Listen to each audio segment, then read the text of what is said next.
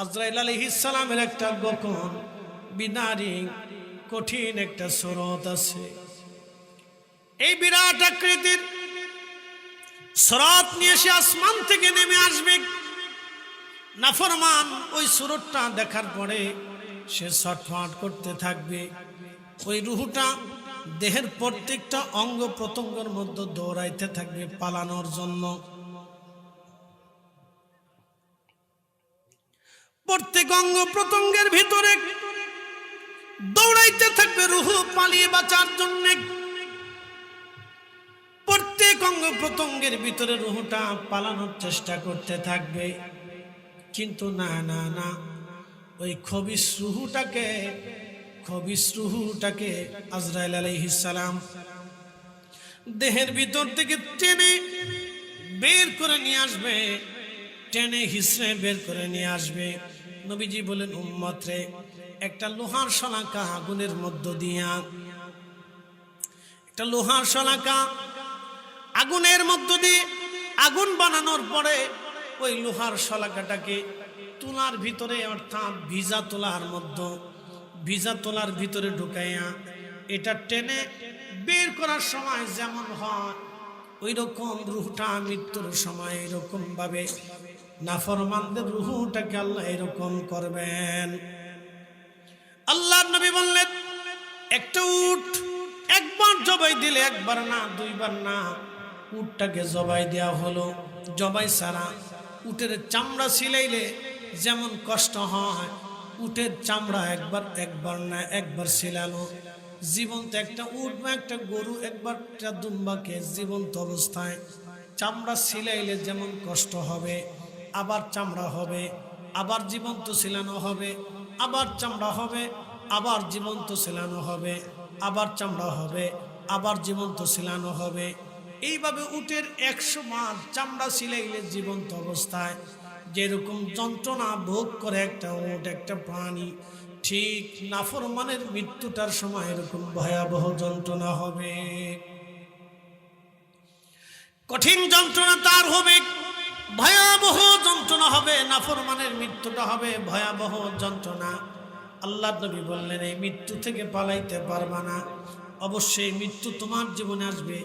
নাফরমানদের মৃত্যু খুবই ভয়াবহ হবে। আর যদি বান্দা ইমানদার হয়, আল্লাহর কোরআন বলতেছে, ইয়া আইয়াতুহান নাফসুল মুতমাইন্না তুরজিই ইলা রাব্বিকি রাদিয়াতাম মারদিয়া ফাদখুলি ফি ইবাদি ওয়াদখুলি জান্নাতি।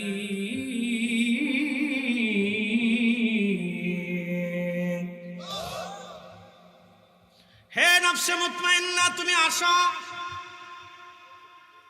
নফসে মুতমাইন্নাকে আল্লাহ ডাক দেবে, হে নফসে মুতমাইন্না, প্রশান্ত আত্মা, তুমি আসো। দুনিয়াতে তুমি আমি আল্লাহর আইন মানছ, আমার রাসূলের সুন্নাহ মেনেছ, হালাল হারাম বেছে বেছে চলেছ, তুমি হালাল হারাম বেছে বেছে চলেছ, জিন্দেগি সুন্দর করে সাজিয়েছ। হে নফসে মুতমাইন্না, হে প্রশান্ত আত্মা, তুমি আসো আসো আসো আসো, আমি আল্লাহ সন্তুষ্টির দিকে আসো। ইরজিই ইলা রাব্বিকি রাদিয়াতাম মারদিয়া, তুমি আমার সন্তুষ্টির দিকে চলে আসো। ফাদখুলি ফি ইবাদি ওয়াদখুলি জান্নাতি, আমার নিয়ামত প্রাপ্ত বান্দারা যে জান্নাতে, তুমি সেই জান্নাতের মধ্যে চলে আসো। জান্নাত জান্নাত জান্নাত জান্নাত জান্নাত, একবার জোরে বলা যাবে কি আল্লাহু আকবার। এই জন্য নবী বলেন, আল কবরু রাউযাতুম মিন রিয়াজিল জান্নাহ, কারো কারো কবর আল্লাহ জান্নাতের বাগান বানায় দেবে, কারো কবর হবে জান্নাতের বাগান, জান্নাতের বাগান, জান্নাতের বাগান, জান্নাতের বাগান হবে, কারো কারো কবর হবে জান্নাতের বাগান। ভারতের একটা অঞ্চলে আপনি খুব মনোযোগ দিবেন, ওই চর ভাঙ্গা নদী ভাঙ্গা মানুষ। আমি এই বছর ভারতের আসামে মাহফিলে গিয়েছিলাম। আসাম গুয়াহাটি বিমানবন্দর থেকে নেমে আমাকে ওরা ব্রহ্মপুত্রের নদের চরের মধ্যে নিয়ে গেল মাহফিল করার জন্য। বাজান খুব মনোযোগ দিবেন, চরের মধ্যে নিয়ে গেছে। আমি তো প্রথমে ভয় পেয়ে গেলাম, হাই হাই ওরা কি আমাকে মেরে ফেলে দিবে কিনা, এমন একটা স্থানে আসছি, লোক নাই লস্কর নাই, আমার কেউ চিনে না, আমিও চিনি না। গাড়িতে করে চরের ভিতরে নিয়ে যাচ্ছে। এখন গাড়ি নামাইলো চরের মধ্যে। আমি কে সর্বনাশ, কোন জায়গায় নিয়ে যায়? সামনে দেখলাম পানি। বলে হুজুর এই পানির ভিতর দিয়ে যাবে, অসুবিধা নাই, চর পড়ছে। আবার নিয়ে গেল। আমি ভয়ে ভয়ে ডরে ডরে গেলাম। বিরাট বড় চর, এই চরের মাঝখানে বিরাট প্যান্ডেল, হাজার হাজার নারী পুরুষ, মহিলা পুরুষ মাহফিল শোনার জন্য এসেছে। বাবা আমার কথা শুনছে, এত ভক্ত আমি আগে জানতাম না। সর্বমহলের আলেম ওলামা আসছে, দেওবন্দি আলেমরাও আসছে, সব আলেমরা আসছে। বেরেলি দেওবন্দি আলেমরা এসে বললো হুজুর মিলাদ করেন আর কিয়াম করেন, যাই করেন করেন, আমাদের কোনো আপত্তি নাই, আমরা ঝগড়া ফসদ করি না, মিলেমিশে থাকি। কারণ এদেশে আমরা বসবাস করি, আমাদেরকে সরকার কার্ড দেয় না, সরকারি অনুদান দেয় না, আমাদের চাকরি দেয় না, ভারত সরকার কোনো সুযোগ সুবিধা আমাদেরকে দেয় না। আল্লাহ ডাক দিলেন ফেরেশতারা, আল্লাহ আশা সৃষ্টি করে দিয়েছে, আমি আল্লাহ আশা সৃষ্টি করব, আকাঙ্ক্ষা সৃষ্টি করে দিব, যার কারণে আমার বান্দা আশায় আশায় থাকবে। আশার আর কোনো শেষ হবে না, আকাঙ্ক্ষারও শেষ হবে না। কিন্তু আশা আশা করতে করতে মৃত্যু একদিন দুয়ারে করা নাড়বে, করা নাড়বে, করা নাড়বে। আমাদের জীবন এইভাবে চলে গেল, হেলায় হেলায় ডোলায় ডোলায়, হেলায় হেলায় ডোলায় ডোলায় জীবন চলে গেল। একটু হিসাব কষেন তো, হাসরের ময়দান কত বড় হবে। আল্লাহ বললেন তারুজুল মালাইকাতু ওয়ার রূহু ইলাইহি ফি ইয়াউমিন কানা মিকদারুহু 50,000 সানা। আল্লাহ ডাক দিয়ে বলবেন হাবিব উম্মতকে জানাত, দুনিয়ার 1 সেকেন্ড করে 60 সেকেন্ডে 1 মিনিট, 1 মিনিট করে 60 মিনিটে 1 ঘন্টা, 1 ঘন্টা করে 24 ঘন্টায় দিন ও রাত, 24 ঘন্টায় দিন ও রাতে 365 দিনে 1 বছর, 1 বছর করে 50,000 বছর। যত বড় হবে দুনিয়ার 50,000 বছর, দুনিয়ার 50,000 বছর এক জায়গা করলে যত বড়, হাসরের একটা দিন হবে তত বড়। দুনিয়ার 50,000 বছর যত বড়, হাসরের একটা দিন তত বড়। আপনার 65-70 বছরের জীবনটাকে আপনি একটু সুন্দর করে 50,000 লেখে 70 দিয়ে আপনি একটু ভাগ দিয়ে দেখেন। আখিরাতের কয় ঘন্টা, কয় মিনিট, কয় সেকেন্ড আপনি দুনিয়াতে বাঁচেন? কয় ঘন্টা, কয় মিনিট, কয় সেকেন্ড দুনিয়াতে আপনি বাঁচেন? আপনি একটু চিন্তা করে বুঝেন। এই জন্য পৃথিবীর অলিরা দুনিয়ার পাগল হতো না, তারা আল্লাহর পাগল হতো। কথা কন না কেন? এই জন্য তারা ধন্য হয়ে কবরে চলে গেছে। যারা অলি আল্লাহদের বিরুদ্ধে চারণ করে, আমি মনে করি তারা নিজের বাপকে অস্বীকার করে। কারণ এদেশে ইসলাম অলিরা এনেছে, অলিদের দেওয়া ইসলাম এদেশেই চলবে। কথা বলেন ঠিক না বেঠে? যে অলিদেরকে অস্বীকার করে, আমি মূলত মনে করি সে তার নিজের বাপকে অস্বীকার করছে।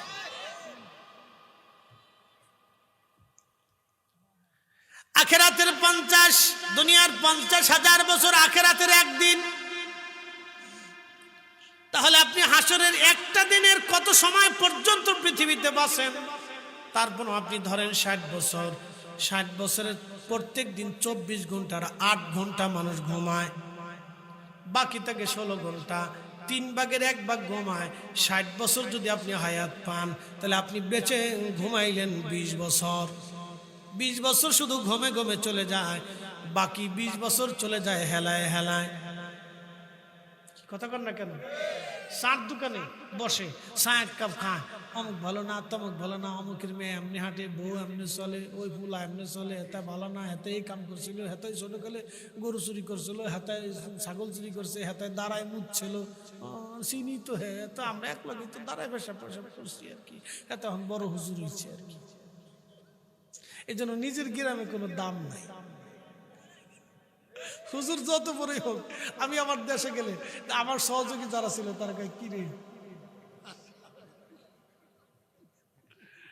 কিরে হুজুর, সারা দুনিয়ার মানুষ আমার সালাম করলো, হ্যাঁ তা কয় কিরে হুজুর, ওর লোকে যে একসাথে বড়ই চুরি করছিলাম ছোটকালে, হ্যাঁ তোর মনে আছে? তুই যে বড় চুরি করছিলি মনে আসেনি, কিন্তু তুই তো করছিলি। গ্রাম, এই জন্য নবীদেরকে আল্লাহ নিজ এলাকার থেকে অন্য এলাকায় পাঠাইতো। অন্য এলাকায় যাও গে, অলিরাও নিজ এলাকায় থাকতেন না, নিজ এলাকার থেকে অন্য এলাকায় চলে যেত। একসাথে বলবেন আল্লাহু আকবার। নিজ এলাকা যতই হোক, আমার স্বাস্থ্য ভাই, আমার মামতো ভাই, ফুফুতো ভাই, কিরে কেমন আছিস, হাজার লক্ষ মানুষের সামনে কবে কিরে কেমন আছিস, ভালো আছিস না? এখন সবাই আমার হুজুর হুজুর করতেছে, হুজুর কেমন আছেন, হুজুর কেমন আছে, হ্যাঁ তো কিরে কেমন আছো। এর কাছে আমার কোনো দাম নাই। ছোটকালে একসাথে ক্লাসমেট ছিলাম, হয়তো এখনো দেখা হলে দোস্ত ভালো আছেন না, সবাইকে হুজুর কেমন আছেন, হ্যাঁ তাকে ভালো আছেন, তো এর কাছে আমার কোনো ভ্যালু নাই।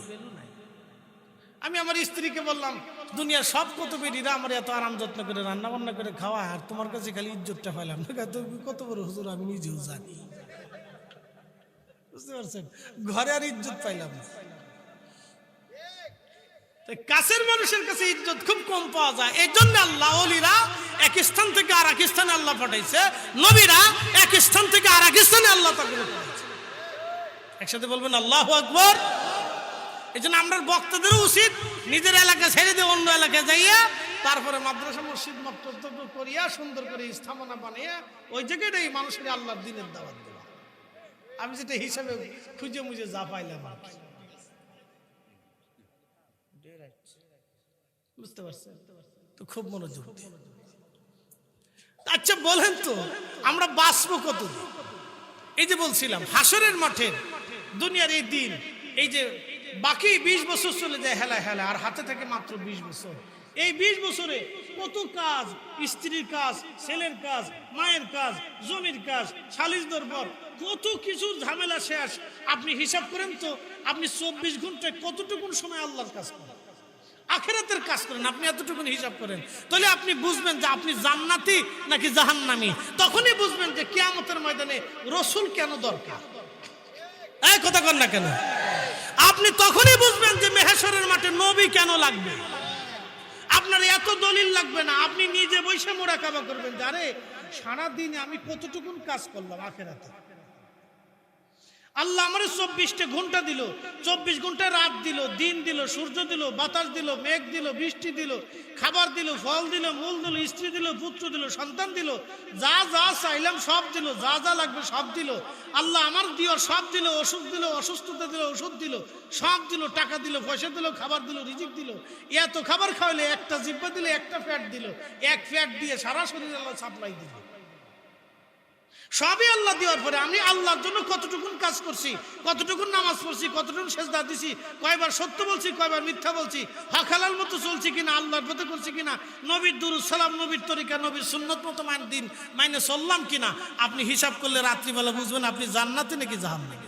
তখনই বুঝবেন যে রাসূল কিয়ামতের দরকার কেন, নবী কেন লাগবে। তখনই আপনি বুঝবেন, আমার আর দলিল দেওয়া লাগবে না, তখন সুন্নি আলেমদের দলিল লাগবে না, তখন আপনি এমনি বুঝবেন আহা রাসূল ছাড়া কিয়ামতের উপায় নাই। কি কথা কন না কেন? রাসূল ছাড়া হাসরের ময়দানে আর উপায় নাই, আপনি তখনই বুঝবেন, আপনি হিসাব করলেই বুঝবেন। তাহলে আমাদের জীবন ফাঁকি দিয়ে চলে গেল, কথা ঠিক আছে না বাবা? এই দেখতে দেখতে ঘুমেতে উঠতে উঠতে এই সকালবেলা কাজে ভিড়তে ভিড়তে দুপুরবেলা এসে গোসল টোসল খাইয়ে আবার কাজে যাইতে যাইতে সন্ধ্যার থেকে ফিরে এসে চাটা খেয়ে বাড়ি আসে না, আবার ঘুমের সময় চলে যায়। রাসূল বললেন কিয়ামতের আগে তোমরা উম্মত শুনে রেখো, তোমরা হায়াতে বরকত পাবা না, অর্থাৎ দিন এবং রাত কিভাবে চলে যাবে তোমরা বুঝতেই পারবে না। আপনি হিসাব করে দেখবেন, গত রমজান চলে গেছে, দেখতে দেখতে রমজান এসে গেছে। কি কথা কর না কেন? দেখতে দেখতে রমজান, এই যে কয়দিন পরে রমজান, আপনি দেখতে দেখতে রমজান এসে যাবে। এটা কিয়ামতের আলামত। জিন্দেগি আমাদের থেকে চলে যাচ্ছে ফাঁকি দিয়ে, আমরা ধরে রাখতে পারতেছি না। জিন্দেগি তোর যায় রে ফাঁকি দিয়া রে সোনার আদম, জিন্দেগি তোর যায় ফাঁকি দিয়া। ও আদম রে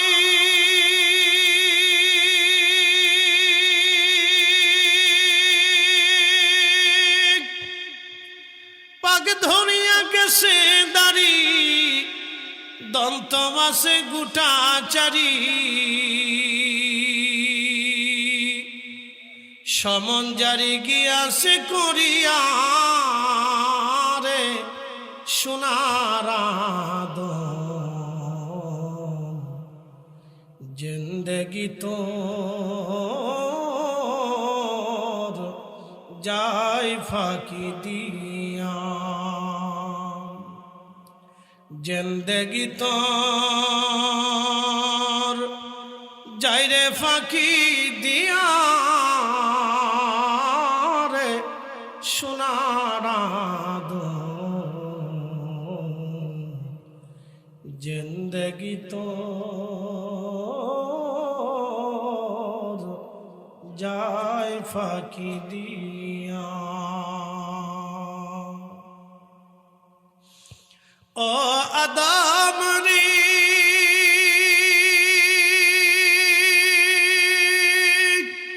কামিনীর ওই কোলেতে কাল ঘুমেতে রইলি তুই সারা নিশি কাটাইলি তুই ঘুমাইয়া ঘুমাইয়া রে সোনার আদম জিন্দেগি তোর যায় ফাঁকি দিয়া জিন্দেগি তোর যায় রে ফাঁকি দিয়া রে সোনার আদম জিন্দেগি তোর যায় ফাঁকি দিয়া